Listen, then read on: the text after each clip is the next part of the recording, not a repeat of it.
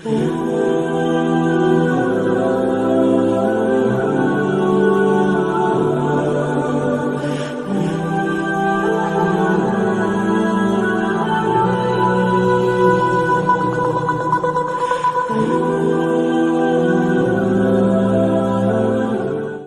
باللہ من الشیطان الرجیم بسم اللہ الرحمن الرحیم لا الہ الا اللہ وحدہ لا شریک لہ اللہ اکبر کبیرہ والحمد للہ کثیرہ سبحان اللہ رب العالمین لا حول ولا قوة الا باللہ العزیز الحکیم رب ادخلنی مدخل صدق واخرجنی مخرج صدق واجعل لی من لدنک سلطانا نصیرا ان الصلاۃ ونسکی ومحیای ومماتی للہ رب العالمین یا ربی لک الحمد کما ینبغی لجلال وجہک وعظیم سلطانک یا ایھا الذین آمنوا ان تنصروا اللہ ینصرکم ویثبت اقدامکم رب اشرح لی صدری ویسر لی امری واحلل عقدۃ من لسانی یفقہوا قولی اللہم صلی علی محمد وازواجہ وذریاتہ کما صلیت علی آل ابراہیم وبارک علی محمد وازواجہ وذریاتہ کما بارکت علی آل ابراہیم انک حمید مجید۔ ربینہ اکمل بنت بلقیس غفار تمام سننے والوں کی خدمت اقدس میں السلام علیکم ورحمۃ اللہ وبرکاتہ عرض کرتی ہے۔ سبق نمبر 122 سے 125 تک سورۃ بقرہ، تلاوت، لفظی ترجمہ اور تفسیر کو ہم سمجھنے کی سعادت حاصل کرتے ہیں۔ بسم اللہ الرحمن الرحیم۔ یا بنی اسرائیل اذکروا نعمتی التی انعمت علیکم وانی فضلتکم علی العالمین واتقوا یوما لا تجزی نفس عن نفس شیئا ولا یقبل منہا عدل ولا تنفعها شفاعۃ ولا هم ینصرون وَإِذِ ابْتَلَىٰ إِبْرَاهِيمَ رَبُّهُ بِكَلِمَاتٍ فَأَتَمَّهُنَّ قَالَ إِنِّي جَاعِلُكَ لِلنَّاسِ إِمَامًا قَالَ وَمِنْ ذُرِّيَّتِي قَالَ لَا يَنَالُ عَهْدِ الظَّالِمِينَ وَإِذْ جَعَلْنَا الْبَيْتَ مَثَابَةً لِلنَّاسِ وَأَمْنًا وَاتَّخِذُوا مِن مَّقَامِ إِبْرَاهِيمَ مُصَلًّى وَعَهِدْنَا إِلَىٰ إِبْرَاهِيمَ وَإِسْمَاعِيلَ أَن طَهِّرَ بَيْتِیَ لِلطَّائِفِینَ وَالْعَاکِفِینَ وَالرُّکَّعِ السُّجُودِ۔ ترجمہ: اے بنی اسرائیل، تم میری اس نعمت کو یاد کرو جو میں نے تم پر انعام کی، اور بے شک میں نے تمہیں سارے جہانوں پر فضیلت دی تھی، اور اس دن سے ڈرو کہ جب کوئی شخص کسی شخص کے کچھ بھی کام نہیں آئے گا، اور نہ اس سے کوئی فدیہ قبول کیا جائے گا، اور نہ اسے کوئی سفارش نفع دے گی، اور نہ ان کی مدد ہی کی جائے گی۔ اور جب ابراہیم کو اس کے رب نے چند کلمات کے ساتھ آزمایا تو اس نے انہیں پورا کر دیا۔ اللہ نے کہا، بے شک میں تجھے سب لوگوں کا امام بنانے والا ہوں۔ اس ابراہیم نے کہا، اور میری اولاد میں سے بھی۔ اللہ نے کہا، میرا عہد ظالموں کو نہیں پہنچے گا۔ اور جب ہم نے بیت اللہ کو لوگوں کے لیے بار بار لوٹ کر آنے کی اور امن کی جگہ بنایا، اور حکم دیا کہ تم مقام ابراہیم کو جائے نماز بناؤ، اور ہم نے ابراہیم اور اسماعیل کو حکم دیا کہ تم دونوں میرا گھر پاک کرو، طواف کرنے والوں، اعتکاف کرنے والوں اور رکوع و سجود کرنے والوں کے لیے۔ لفظی ترجمہ پیش خدمت ہے تاکہ ہم تفسیر کو اچھے سے سمجھ سکیں۔ یا بنی اسرائیل، اے بنی اسرائیل، یا بنی اسرائیل اذکروا، تم یاد کرو، اذکروا تم یاد کرو، نعمت التی میری نعمت وہ جو انعمت میں نے انعام کی، علیکم تم پر، وانی اور یقیناً میں نے، فضلتکم فضیلت دی تم کو، علی العالمین تمام جہانوں پر، واتقوا اور تم ڈرو، یوم لا تجزی اس دن سے کہ نہیں کام آئے گا، نفس کوئی نفس، ان نفس کسی نفس کے، شیئا ولا یقبل کچھ بھی اور نہ قبول کیا جائے گا، منہا اس سے، عدل ولا تنفعها کوئی بدلہ اور نہ نفع دے گی اسے، شفاعت کوئی سفارش، ولا ہم ینصرون اور نہ وہ مدد ہی کیے جائیں گے۔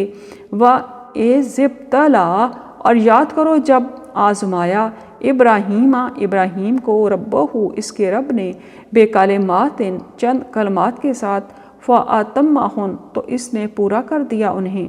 قال، اللہ نے کہا، انی، بے شک میں، جاعلک، بناؤں گا تجھے، للناس، لوگوں کے لیے، امام۔ قال، ابراہیم نے کہا، ومن ذریتی، اور میری اولاد میں سے بھی۔ قال، اللہ نے کہا، لا ینال، نہیں پہنچتا، عہدی، میرا عہد، الظالمین، ظالموں کو۔ وَإِذْ، اور جب، جعلنا البیت، ہم نے بنایا بیت اللہ کو، مثابۃ للناس، بار بار لوٹنے کی جگہ لوگوں کے لیے، وامنا، اور امن کی جگہ، واتخذوا، اور حکم دیا کہ تم بناؤ، من مقام ابراہیم، مقام ابراہیم کو، مصلی، جائے نماز، وعہدنا، اور ہم نے حکم کیا، الی ابراہیم، ابراہیم کی طرف، واسماعیل، اور اسماعیل کی طرف، ان، یہ کہ، طاہرہ، تم دونوں پاک کرو، بیت، یا میرا گھر، للطوائفین، طواف کرنے والوں کے لیے، والعاکفین، اور اعتکاف کرنے والوں کے لیے، والرکع السجود، اور رکوع کرنے والوں اور سجود کرنے والوں کے لیے۔ ترجمہ ہم پڑھ چکے ہیں، اب ہم اس کی تفسیر کی طرف جاتے ہیں۔ معزز سامعین،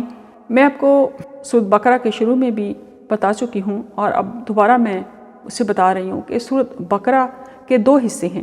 ایک حصہ 152 آیات پر مشتمل ہے، اور یہ 152 آیات بھی دو طرح کی ہیں۔ اس میں ایک حصہ جو 39 آیات ہیں وہ تمہیدی نوعیت کی ہیں، اور 40 سے 123 آیات براہ راست آیات ہیں،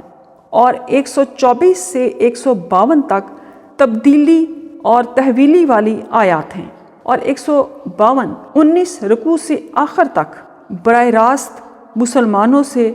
خطاب ہے، اور جس میں تحویل کعبہ کا بھی ذکر ہے۔ یہ ایک مختصر سا تعارف سورۃ بقرہ کا میں نے دیا ہے تاکہ ہم یہ سمجھنے میں آسانی محسوس کریں کہ یہ خطاب کہاں ختم ہوتا ہے اور کہاں سے شروع ہے، اور یہ مضمون کیا ہے۔ اس کے لیے تھوڑا سا ہمیں پچھلی آیات کی طرف جانا ہوگا، اور کچھ تاریخ سے بھی ہمیں جاننا ہوگا، تاکہ ہم اللہ تعالیٰ کے اس خطاب کو، جو انتہائی خصوصیت اور فیصلہ کن ہے، اس کو سمجھ سکیں، کیونکہ یہ کتاب انتہائی اہم ہے، اور یہاں پر بنی اسرائیل کے لیے جو آیات اتاری گئیں ان کو سم اپ کیا گیا ہے، ان کا خلاصہ بیان کر کے ایک انجام کی طرف، ایک رزلٹ کی طرف لے جایا گیا ہے۔ اس لیے اس کی کچھ تاریخ کو دیکھنا اور ربط آیات کرنا بہت ضروری ہے۔ سورۃ بقرہ کے 5ویں رکوع سے لے کر 14ویں رکوع کی کل 84 آیات میں بنی اسرائیل کا تذکرہ کیا گیا ہے۔ اللہ تعالیٰ نے ان سے اپنے خطاب کا آغاز انہیں اپنی نعمتیں یاد دلانے اور قیامت اور اس کی ہولناکیوں سے کیا ہے، پھر ان پر نازل کردہ نعمتوں کا ذکر کیا ہے، اور ان کی ناشکری اور نافرمانیوں کا تفصیلی تذکرہ کیا ہے۔ یوں اللہ تعالیٰ نے ان کی تاریخی فرد جرم اور اس کی وہ موجودہ صورتحال جو نزول قرآن کے وقت تھی بے کم و کاست پیش کی ہے، اور ان کو بتا دیا ہے کہ تم ہماری ان نعمتوں کی انتہائی ناقدری کر چکے ہو جو ہم نے تمہیں عطا کی تھیں۔ اب دوبارہ انہیں اللہ تعالیٰ کی نعمتیں یاد دلا کر آخرت کے دن سے ڈرایا اور متبنہ کیا گیا ہے کہ پیچھے بیان کردہ نافرمانیوں اور بد کرداریوں کی وجہ سے نہ صرف یہ کہ تم نے منصب امامت کا حق ادا کرنا چھوڑ دیا، بلکہ تم خود بھی حق اور راستے سے منحرف ہو گئے ہو، اور تمہاری بقیہ امت میں بھی سوائے چند لوگوں کے کوئی صلاحیت باقی نہیں رہی ہے۔ لہٰذا اب امامت و قیادت بنی اسرائیل سے بنی اسماعیل میں منتقل کی جا رہی ہے، جن میں ایک پیغمبر بھیجنے کی دعا سیدنا ابراہیم علیہ السلام نے کعبہ کی بنیادیں اٹھاتے وقت کی تھی۔ اس کا طریقہ وہی ہے جو ابراہیم، اسماعیل، اسحاق، یعقوب اور دوسرے تمام انبیاء علیہ السلام کا تھا، وہ اور اس کے تمام پیروکار ان پیغمبروں کی تصدیق کرتے ہیں جو دنیا میں اللہ کی طرف سے آئے اور اسی راہ کی طرف بلاتے ہیں جس کی طرف سارے انبیاء دعوت دیتے چلے آئے ہیں۔ اس لیے اب تم اس دن سے ڈر کر اپنی خباثتوں، شرارتوں اور مکاریوں سے باز آ جاؤ، جس دن کوئی شخص دوسرے کے کام نہ آ سکے گا، نہ اس سے کوئی بدلہ یا فدیہ قبول کیا جائے گا، نہ کسی کی سفارش فائدہ دے سکے گی اور نہ مدد کا کوئی اور ذریعہ ہی کام آ سکے گا۔ سیدنا ابراہیم علیہ السلام اللہ تعالیٰ کے جلیل القدر نبی اور رسول تھے۔ اللہ تعالیٰ نے ان کو کئی باتوں میں آزمایا تاکہ ان کا فضل و کمال، حسن استعداد اور اہلیت و قابلیت سب پر واضح اور عیاں ہو جائے۔ اللہ تعالیٰ کی یہ سنت ہے کہ وہ محض اپنے علم کی بنا پر کسی کو اس وقت تک منصب اور مرتبہ عطا نہیں فرماتا جب تک کہ اس کا فضل و کمال، قابلیت اور استحقاق لوگوں پر واضح اور ظاہر نہ کرتے۔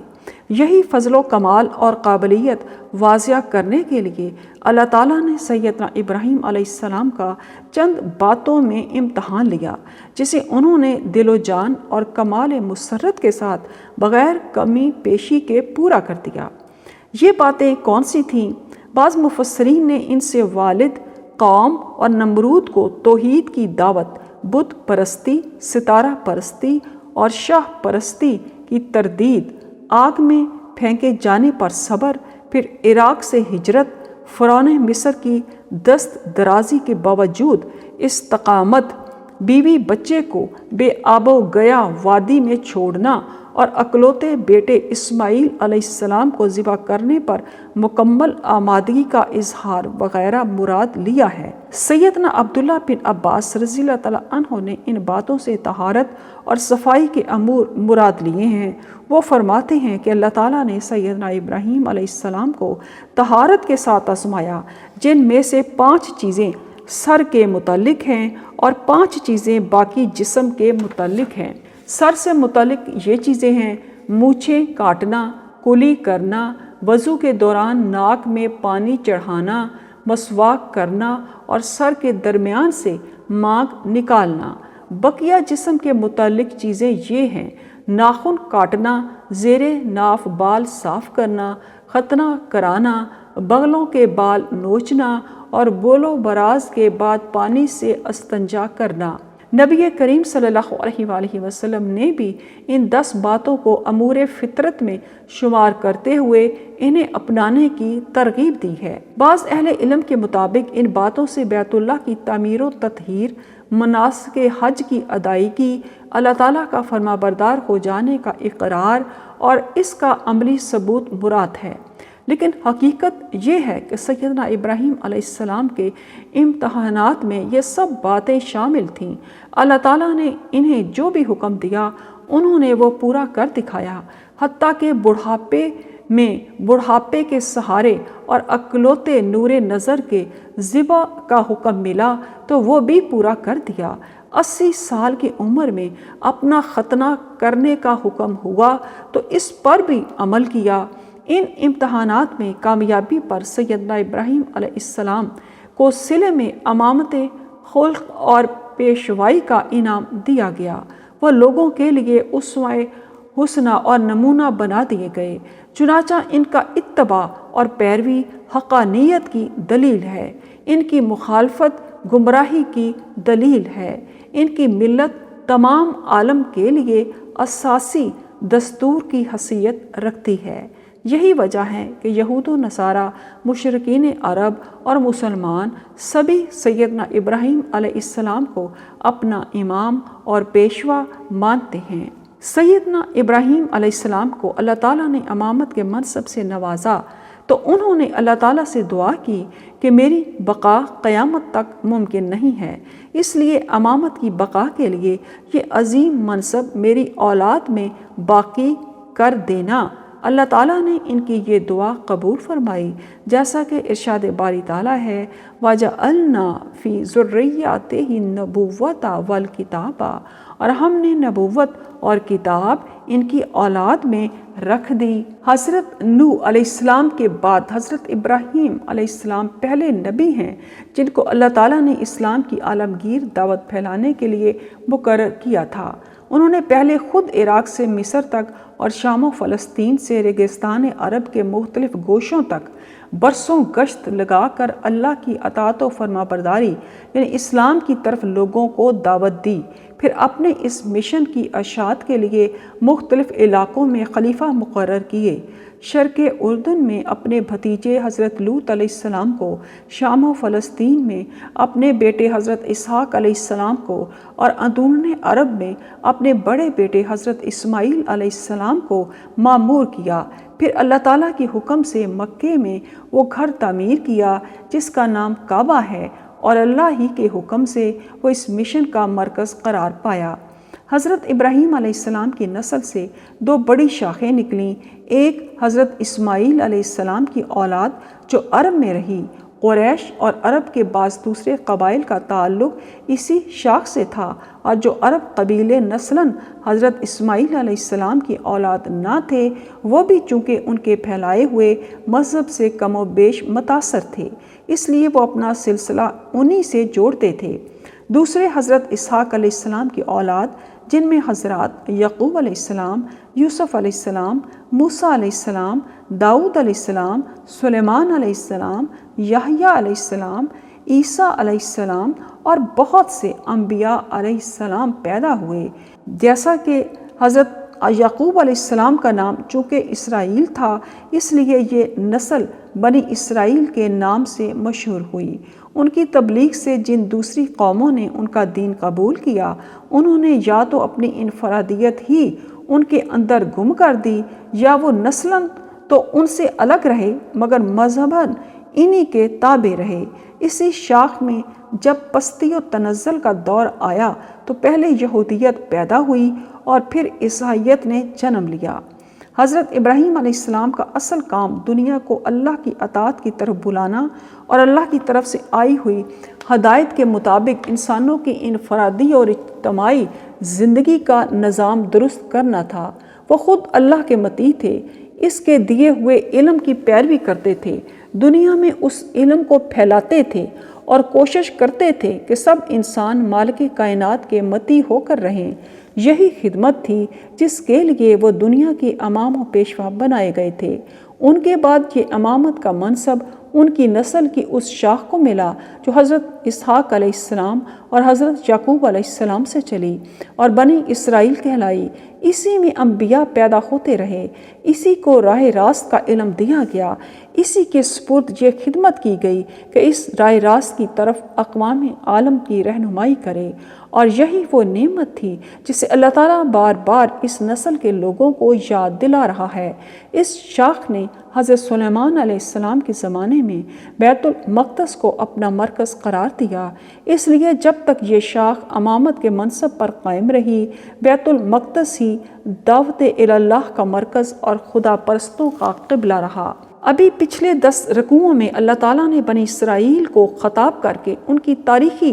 فرد قرارداد جرم اور ان کی وہ موجودہ حالت جو نزول قرآن کے وقت تھی پیش کر دی ہے۔ ان کو بتا دیا ہے کہ تم ہماری اس نعمت کی انتہائی ناقدری کر چکے ہو جو ہم نے تمہیں دی تھی۔ تم نے صرف یہی نہیں کیا کہ منصب امامت کا حق ادا کرنا چھوڑ دیا، بلکہ خود بھی حق اور راستی سے پھر گئے، اور اب ایک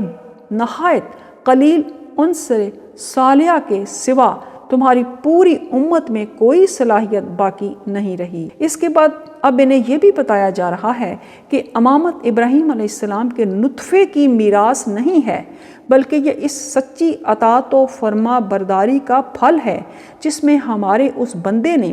اپنی ہستی کو گم کر دیا تھا، اور اس کے مستحق صرف وہ لوگ ہیں جو ابراہیم کے طریقے پر خود چلیں اور دنیا کو اس طریقے پر چلانے کی خدمت انجام دیں۔ چونکہ تم اس طریقے سے ہٹ گئے ہو اور اس خدمت کی اہلیت پوری طرح کھو چکے ہو، لہٰذا تمہیں امامت کے منصب سے معزول کیا جاتا ہے۔ ساتھ ہی اشاروں میں یہ بھی بتا دیا جاتا ہے کہ جو غیر اسرائیلی قومیں موسیٰ اور عیسیٰ علیہ السلام کے واسطے سے حضرت ابراہیم علیہ السلام کے ساتھ اپنا تعلق جوڑتی ہیں وہ بھی ابراہیمی طریقے سے ہٹی ہوئی ہیں، اور مشرکین عرب بھی جو ابراہیم و اسماعیل علیہ السلام سے اپنے تعلق پر فخر کرتے ہیں محض نسل و نسب کے فخر کو لیے بیٹھے ہیں، ورنہ ابراہیم و اسماعیل علیہ السلام کے طریقے سے اب ان کو دور کا بھی واسطہ نہیں رہا، لہٰذا ان میں سے بھی کوئی امامت کا مستحق نہیں ہے۔ پھر یہ بات ارشاد ہوتی ہے کہ اب ہم نے ابراہیم علیہ السلام کی دوسری شاخ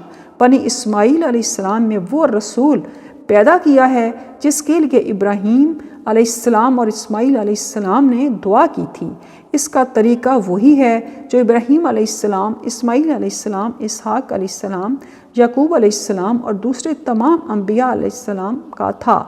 وہ اور اس کے پیرو تمام ان پیغمبروں کی تصدیق کرتے ہیں جو دنیا میں خدا کی طرف سے آئے ہیں اور اسی راستے کی طرف دنیا کو بلاتے ہیں جس کی طرف سارے انبیاء دعوت دیتے چلے آئے ہیں۔ لہٰذا اب امامت کے مستحق صرف وہ لوگ ہیں جو اس رسول کی پیروی کریں۔ تبدیلی امامت کا اعلان ہونے کے ساتھ ہی قدرتی طور پر تحویل قبلہ کا اعلان ہونا بھی ضروری تھا۔ جب تک بنی اسرائیل کی امامت کا دور تھا بیت المقدس مرکز دعوت رہا اور وہی قبلہ اہل حق بھی رہا۔ خود نبی عربی صلی اللہ علیہ وآلہ وسلم اور آپ کے پیرو بھی اس وقت تک بیت المقدس ہی کو قبلہ بنائے رہے، مگر جب بنی اسرائیل اس منصب سے باضابطہ معزول کر دیے گئے تو بیت المقدس کی مرکزیت آپ سے آپ ختم ہو گئی، لہٰذا اعلان کیا گیا کہ اب وہ مقام دین الہی کا مرکز ہے جہاں سے اس رسول کی دعوت کا ظہور ہوا ہے، اور چونکہ ابتدا میں ابراہیم علیہ السلام کی دعوت کا مرکز بھی یہی مقام تھا، اس لیے اہل کتاب اور مشرکین کسی کے لیے بھی یہ تسلیم کرنے کے سوا چارہ نہیں تھا کہ قبلہ ہونے کا زیادہ حق کعبے ہی کو پہنچتا ہے۔ ہٹ دھرمی کی بات دوسری ہے کہ وہ حق کو حق جانتے ہوئے بھی اعتراض ہی کیے چلے جائیں۔ امت محمد صلی اللہ علیہ وآلہ وسلم کی امامت اور کعبے کی مرکزیت کا اعلان کرنے کے بعد ہی اللہ تعالیٰ نے 19ویں رکوع سے آخر سورۃ بقرہ تک مسلسل اس امت کو وہ ہدایات دی ہیں جن پر اسے عمل پیرا ہونا چاہیے۔ صدق اللہ العظیم۔ صدق اللہ۔ اللہم صل علی محمد وعلی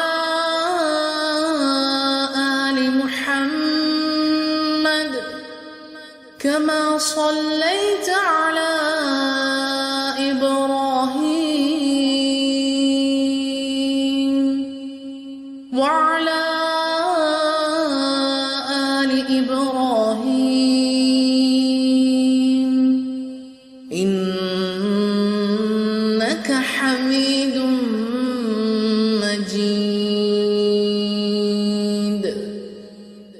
اللهم بارك على محمد وعلى آل محمد كما باركت على إبراهيم وعلى آل إبراهيم